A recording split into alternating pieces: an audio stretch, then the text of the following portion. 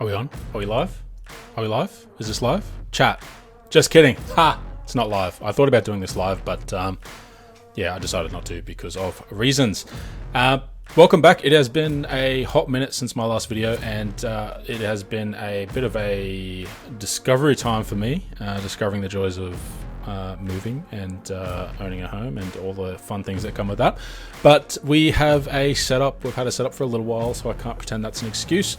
We've had a bit of a, shall we say, writer's block when it comes to wanting to do specific things with the channel that may or may not be successful. So anyway, none of that matters. We're back. We're here. We're going to do a response video to Braxton Hunter over here.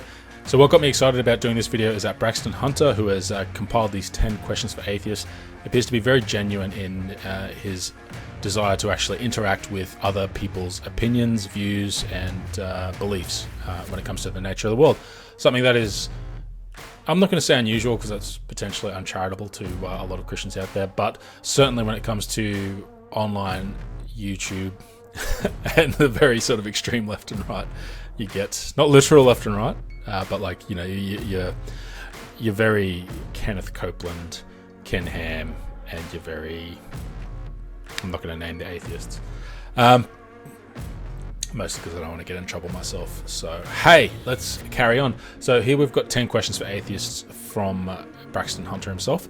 I'm going to answer them, and I'm going to answer them sincerely, which is one of the, I think, main stipulations that Braxton has for what he wants to get out of this video, and so that's something I want to deliver on. And when I say that, I say that to highlight that I may present things that sound scientific because that my current understanding or my current belief might be that that's how I view a particular subject or a particular opinion on something that comes up in my ramblings. And if I'm wrong, would love to find out, and I'd love to see those comments and get that feedback.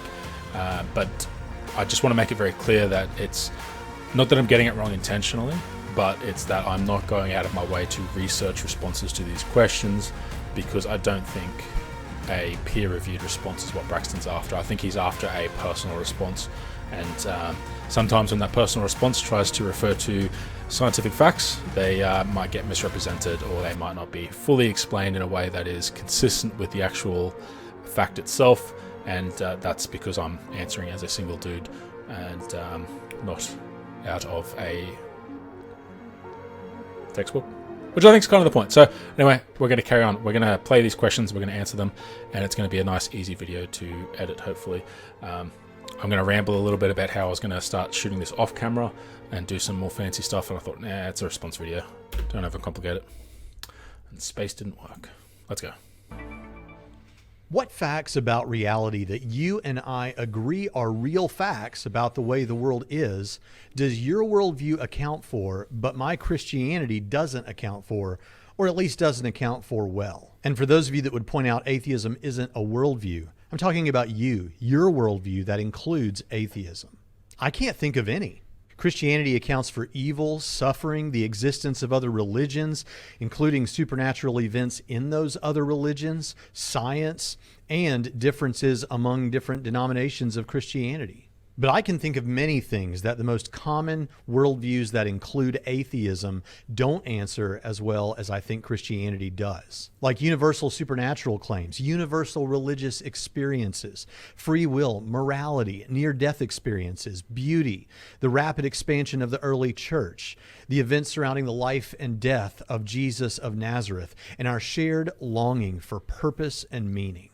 So what is it that Christianity doesn't answer as well as your worldview? Question one, that's a tough one. That's a big question. It's a long question. It's a complicated question. And it kind of feels like, what's the meaning of life, but with extra steps? You're asking to account for beauty. You're asking to account for the sciences, which essentially is the way we interact with the natural world and how we understand the things that are around us. It's asking us to account for human experiences that may or may not be supernatural, and it kind of bakes in the idea that they are supernatural into the question itself. It asks us to account for growth in a specific religion without reference to the existence or the growth or the success of other religions. And I think that's where it kind of falls down for me, is that Christianity's answers, the worldview of Christianity, and that, you know what, we can explain morality. Morality it comes from God. It's something that's innate in us. It's something that's written on our hearts, and that's how we know what is good and what is evil. And that conscience, that little voice in your head that tells you it's wrong when you're about to sin, that's God telling you. That's the Holy Spirit coming to you and prodding you and trying to convict you so that you'll turn to God and that you'll be saved. That's how Christianity tries to explain morality. But if we take away the concept of sin, if we take away the concept of morality, and instead we put back onto it ethics, or we put back onto it, I guess, a non-religious morality where, hey, I want to achieve positive outcomes for myself. I recognize that I live in a society where others who are just like me come into contact with me in my actions, and therefore my actions affect others in the same way others' actions affect me. Hey, if I act in a way that is consistent with the things that I value and consistent with my well-being, and I translate that to how I treat others with the hopes that they reciprocate, we can come up with a moral system based on that. And to me, that system actually accounts for the plasticity with which morality has modified itself over time. So as societies become more diverse, more dynamic, more engaged with a larger variety of people, as we've become more global, we've had a greater need to actually address moral standards from the past and to wrestle with them and sort of become a little bit less tribalistic and a little bit less narrow in how we address moral issues. Like the really obvious one and the really pertinent one, I guess, is the ideas of gender, the ideas of sexuality, and traditional ideals of a man and a woman. That's a family. They have a kid.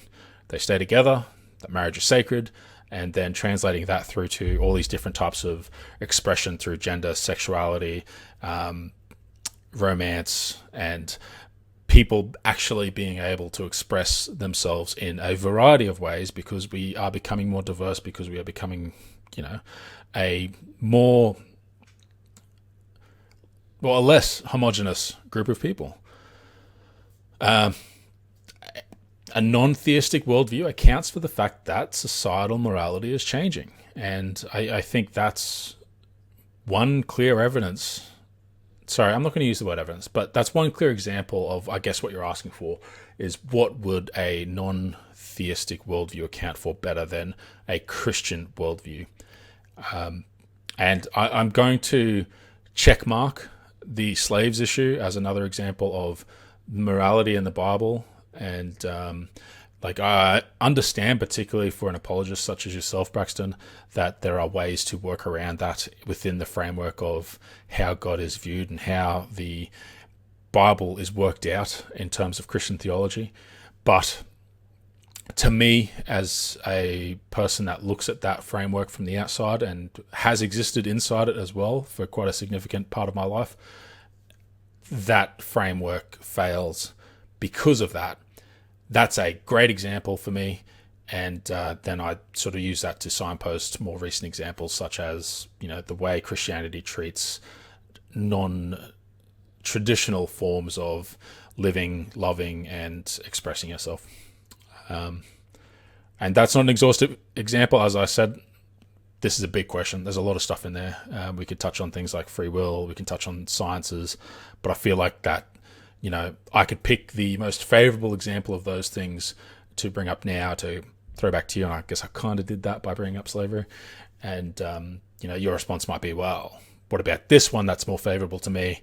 And that's not really going to get us anywhere. So personally, the fact that Christianity doesn't really answer the basic questions about the human experience as I've experienced it, and instead asks us to adopt a type of humanity that is not one that appears to be natural to me, whereas the non-theistic point of view suggests that the way we are born and the way that we live and the way that we express is societal and is malleable and is subject to being able to be changed and updated in the social contract.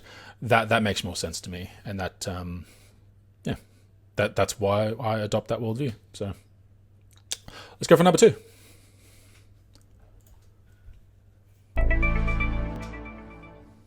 If your definition of atheism is merely that it's a lack of belief in God and you're just waiting to be convinced, but then you speak of him as though he's in some way synonymous with Santa Claus, the Easter Bunny, or fairies, doesn't that at least send the message to your listeners that you actually believe that there is no God? After all, these are entities and beings that you likely believe do not exist. And if your response is that you merely lack a belief in Santa Claus and don't actively believe that he does not exist, doesn't that sound a little disingenuous, honestly? So question 3. I deny God exists versus I do not have a belief that God exists. I don't like this question in most discussions.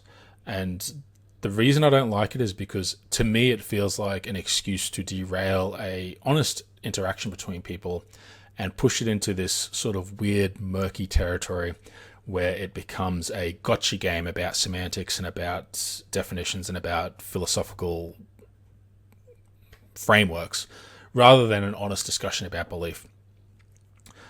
I think that it's coherent for someone to say, I don't actively believe in something without having to commit to, I believe that does not exist. And I believe that the closer you get to a specific description of a particular God, the easier it is to bridge the gap between I lack belief and I actively do not believe that God exists. So, for example, I'm going to oversimplify this because, again, this is 10 questions and this is just one of them. But the Christian God claims to be all-loving and claims to represent total, complete, perfect justice. Claims to be interested in a personal relationship with his creation, but is set up a system where one of the possible outcomes for the beings he created, effectively his children, can have eternal suffering, damnation, or complete destruction, depending on whether or not you believe the lake of fire is ongoing, eternal, or whether it is a moment of annihilation.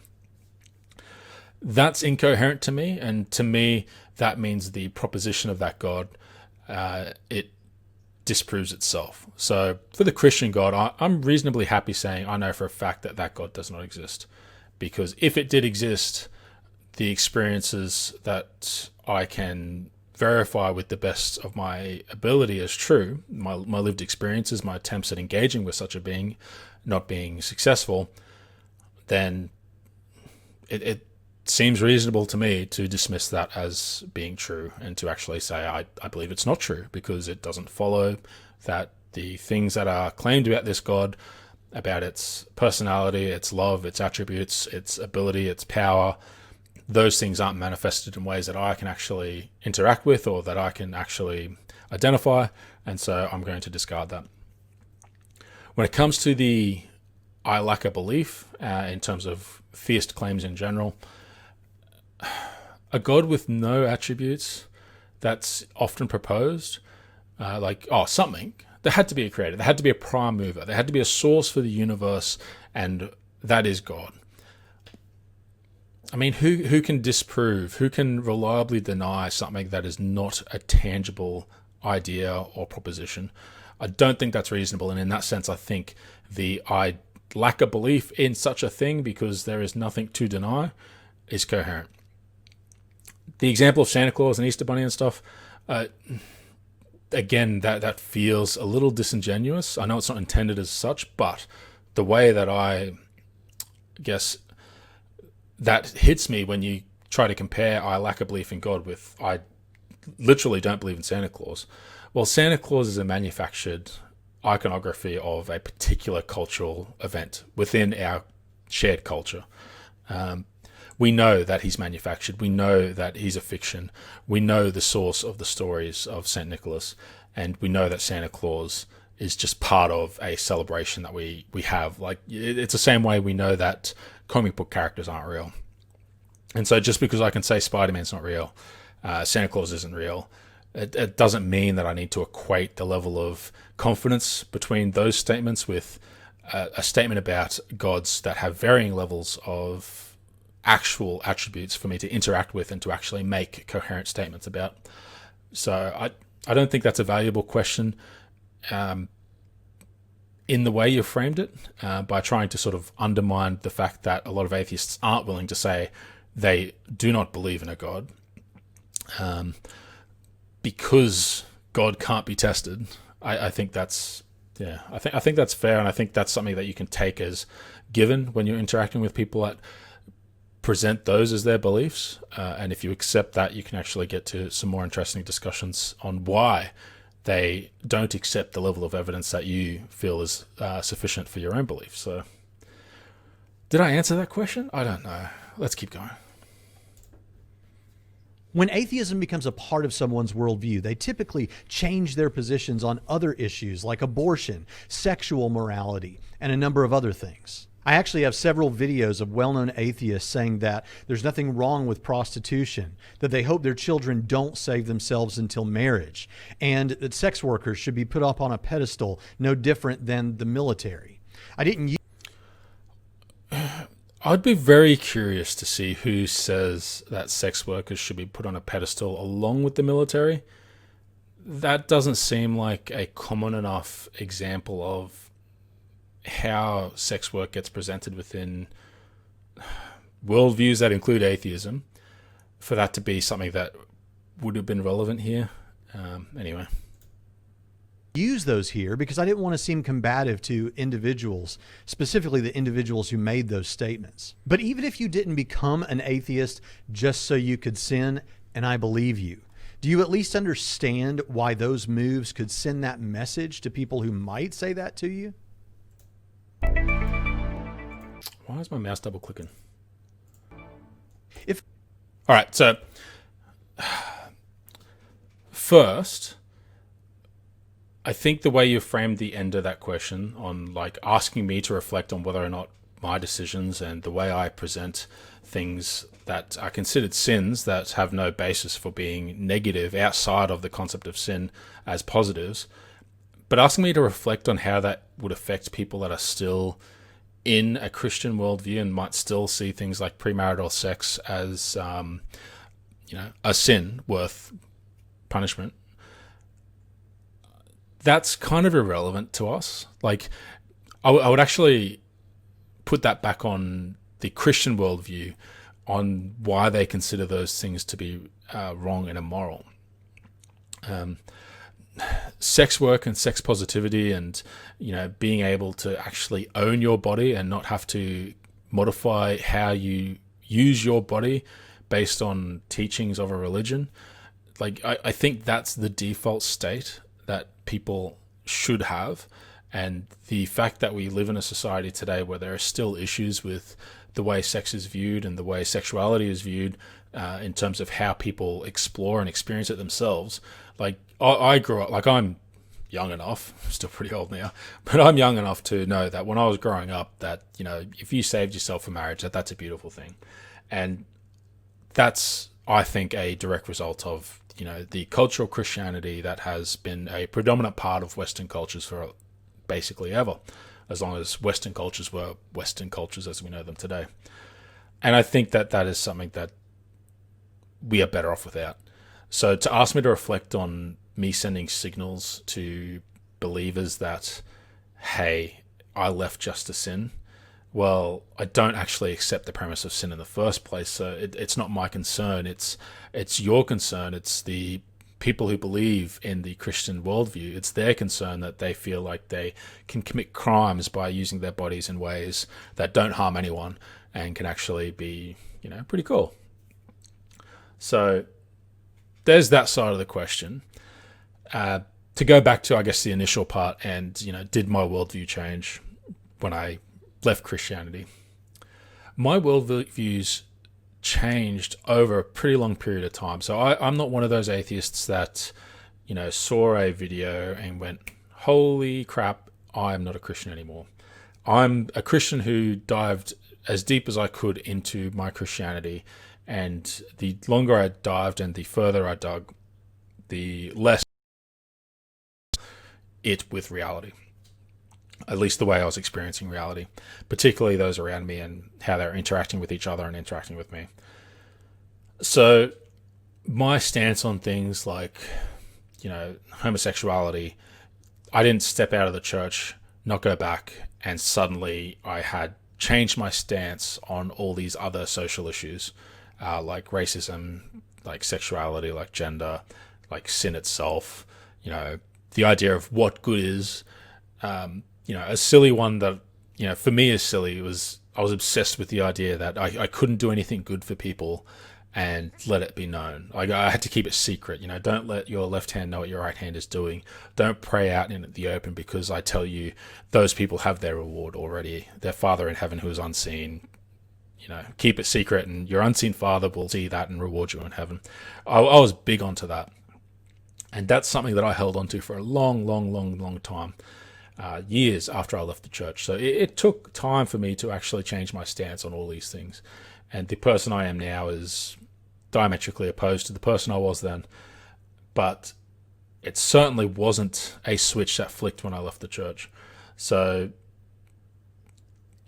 it had nothing to do with sin. And I know it gets presented as sin from the inside. Like, you know, I know for a fact, actually, that people in my old church were worried that I was leading away someone else. My, at the time, best friend, his sister, and I remained friends even after I left the church. She was actually one of my bride's grooms people 2 years ago, and we still keep in relatively regular contact.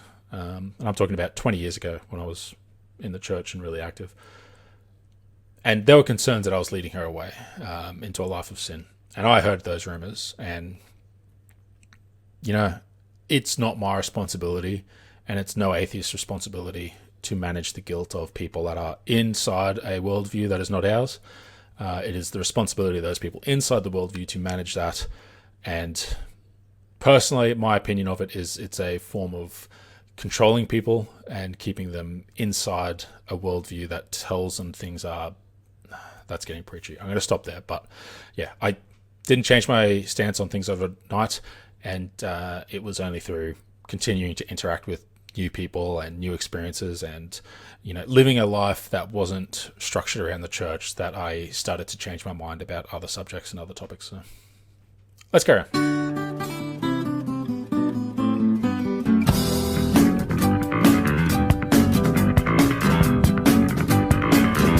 Hey humans, it is Sam from the future, and I have decided while editing this that I'm going to split it into 2, maybe 3 parts. We're already past the 20-minute mark, and I've answered the first 3 questions, so hopefully you guys enjoyed.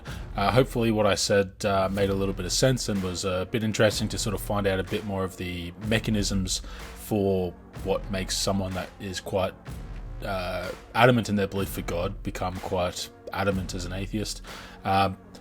So yeah, leave a comment below. Pick me up on anything that I might have said that wasn't correct or wasn't accurate or was perhaps a bad thing to say. Like, dislike, share the video, subscribe if you haven't subscribed, and that way you'll make sure that hopefully somewhere in that massive feed that we all get of our favorite YouTube videos, when part 2 and possibly part 3 come out, you'll be able to catch those. Thanks for watching. Braxton, if you have watched this video, I hope it was the type of discourse you were looking for, and I hope you'll stick around for the remaining answers as they come out, and I'll catch you all later. Go in the description and follow me on Twitch and watch me play video games sometimes. That'd be great. I hit the mic. What an outro. Let's go.